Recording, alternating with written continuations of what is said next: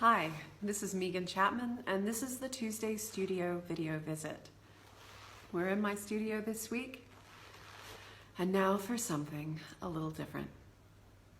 As many of you know, I've been writing a blog since 2007. It's called the Friday Studio Blog.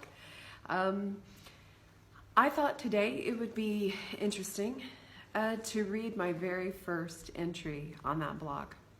So let's go back in time and see what we can learn. Friday, April 27th, 2007. I called myself an artist. I've always had artistic or creative inclinations since I was a small child. It seems about as natural and easy as breathing. The funny thing is, I actually have some issues with breathing, so maybe it hasn't been all that easy or natural. Anyway, I studied art in college, and I would work on my art for deadlines, critiques, and special projects, and the like. But I always questioned myself. I wasn't an artist back then. I was simply someone who could do art, and I thought at the time it was an easy route for me to actually make it through college. I would question my loyalty to the subject, my passion and my drive. I saw people artfully dressed, carrying their sketchbooks, drawing furiously in the corner of the coffee house. It seemed like no one else existed to them. I saw the guy on the corner with his easel, painting all day in the summer sun. I saw the cool, crafty artists who worked at making social statements on t-shirts with Xerox transfers. There were artists that read about other artists and knew all the contemporary masters by name and could talk about their styles with ease. It seemed like so many people ate, drank, and breathed art. I was simply someone who had been doing it all my life, but pretty quietly. I knew the old master's work that's popular with the print market set. And I didn't have a sketchbook. In fact, I don't even doodle when I'm on the phone. I felt that I lacked the intensity. I thought that to be a real artist, I must stay up all night, eat nothing, and think big thoughts with other starving and passionate artists. So what changed?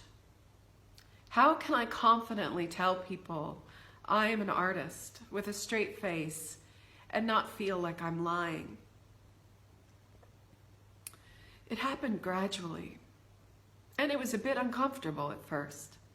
So the statement, "fake it till you make it," became my mantra. I would write notes to myself as proof that I was an artist. I had a studio, check. I had supplies, even if half the canvases were from dumpsters or estate sales and hand-me-down paint. Check. I painted occasionally. Check.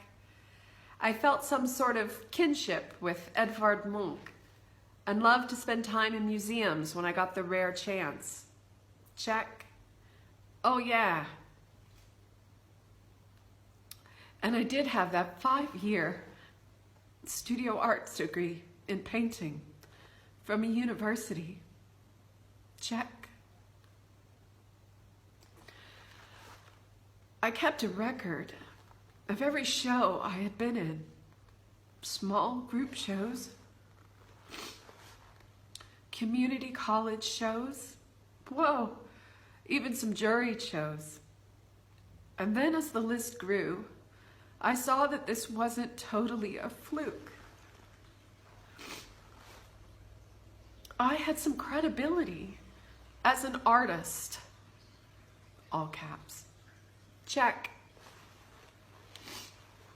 I also decided that calling myself a personal assistant, a reader, an AmeriCorps worker, a guided literacy aide, and a survey giver felt less true than when I called myself an artist. Around this time, I read a book that really helped me, Art Marketing 101, A Handbook for the Fine Artist in paperback by Constance Smith. I checked it out from the library a few times, and then I bought it, and I still refer back to it.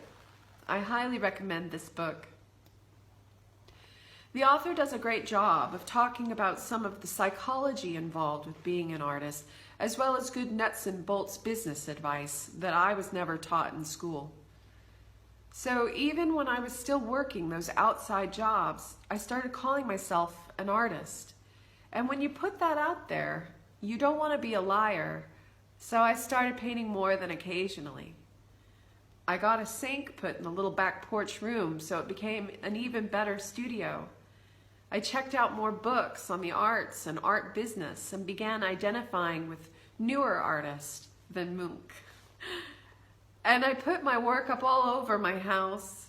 And then I created a tiny little group called the Rebel Artists Collective with other folks who were starting to want to take their art to another level.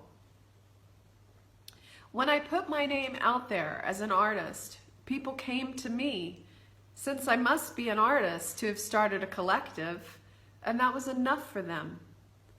I was offered an opportunity to start writing articles for an online version of the paper about local art and arts events around town.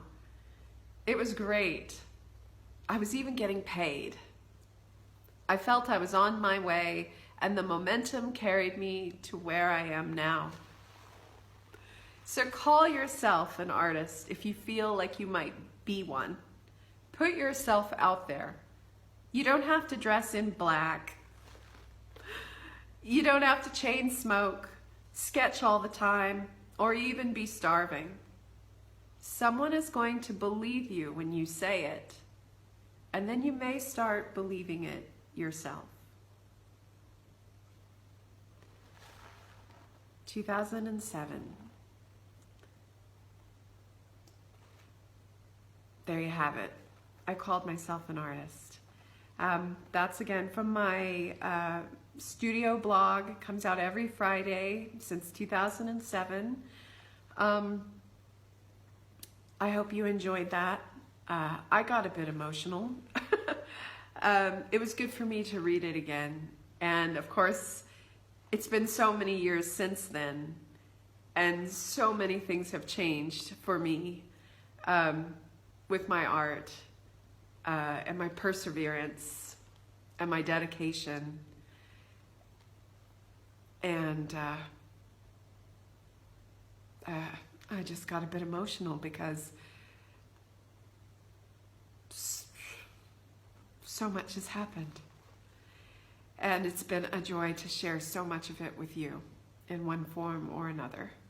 So thank you. I hope you're well, happy, and inspired wherever you are. And keep fighting, keep showing up. And, you know, remember, every day we paint is a victory. And call yourself an artist if you think you might be one. You never know what might happen in the future. All right. Take care. See you next week. Bye.